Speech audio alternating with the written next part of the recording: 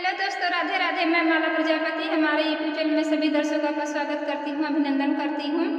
आज मैं एक बहुत ही प्यारा कहरवाना गीत लेकर आई हूँ। अगर आप सभी को अच्छा लगे तो प्लीज़ लाइक करना, कमेंट करना और मेरे चैनल को सब्सक्राइब करना।